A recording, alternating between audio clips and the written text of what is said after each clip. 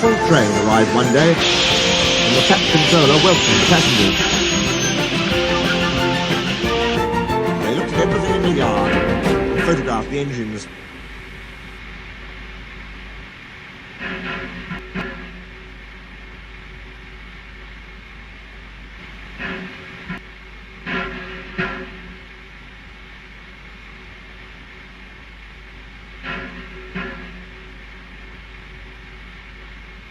Duck's driver let some of them ride in his cab.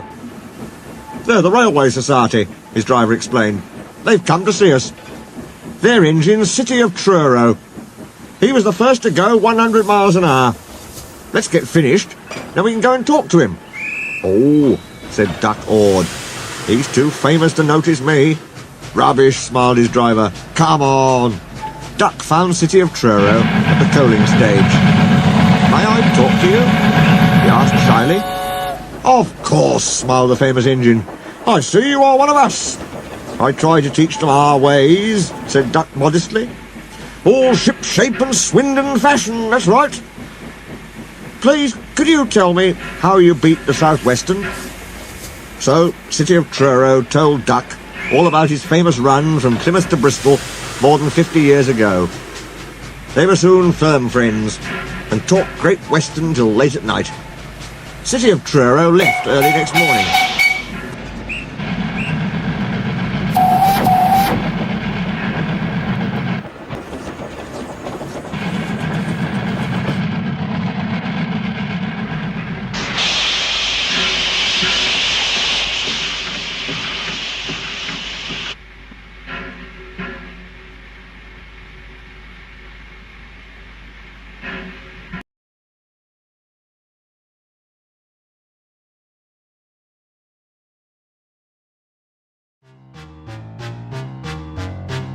"Good riddance," grumbled Gordon.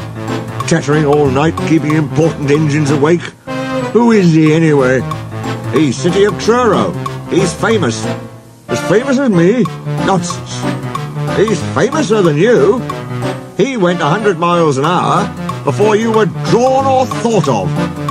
"So he says, but I didn't like his looks."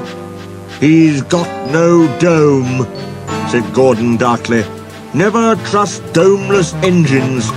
They're not respectable." "I never boast," Gordon continued modestly, "but 100 miles an hour would be easier for me. Goodbye."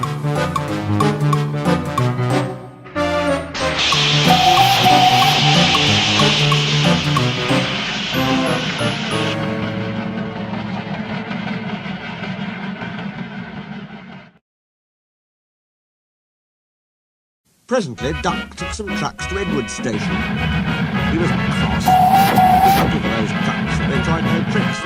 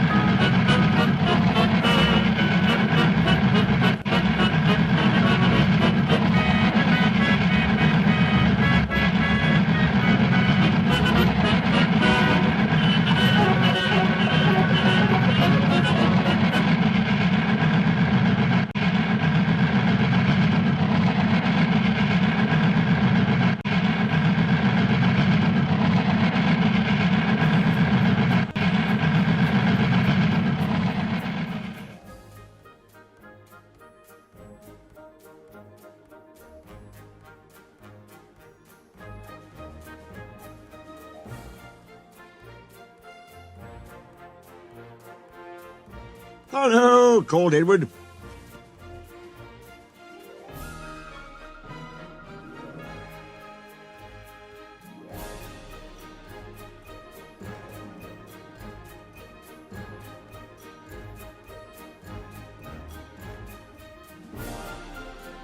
The famous city of Truro came through this morning. He whistled to me. Wasn't it kind?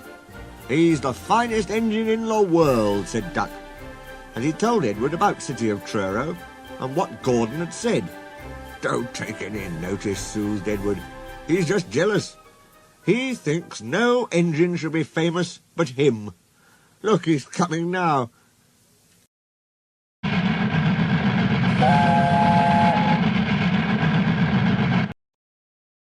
Gordon's boiler seemed to have swollen larger than ever. He was running very fast. He swayed up and down and from side to side as his wheels pounded the rails. He did it, I'll do it. He did it, I'll do it, he panted. His train rocketed past and was gone. Edward chuckled and winked at Duck. Gordon's trying to do a City of Truro, he said. Duck was still cross. I should think he'll knock himself to bits, he snorted. I heard something rattle as he went through. Gordon's driver eased him off. Steady, boy, he said. We aren't running a race. We are, then, said Gordon. He said it to himself. I've never known him ride so roughly before, remarked his driver. His fireman grabbed the brake handle to steady himself. He's given himself a hammering, and no mistake. Soon Gordon began to feel a little queer. The top of my boiler seems funny, he thought. It's just as if something was loose. But by then, it was too late. They met the wind on the viaduct. It wasn't just a gentle wind, nor was it a hard, steady wind. It was a teasing wind which blew suddenly in hard puffs and caught you unawares. Gordon thought it wanted to push him off the bridge. No, you don't, he said firmly. But the wind had other ideas. At the big station, he tried to him away, and they crowded round no matter what he did. On the way back, he wanted his driver to stop and find his dome, and was very cross when he wouldn't. He hoped the shed would be empty, but all the engines were there waiting.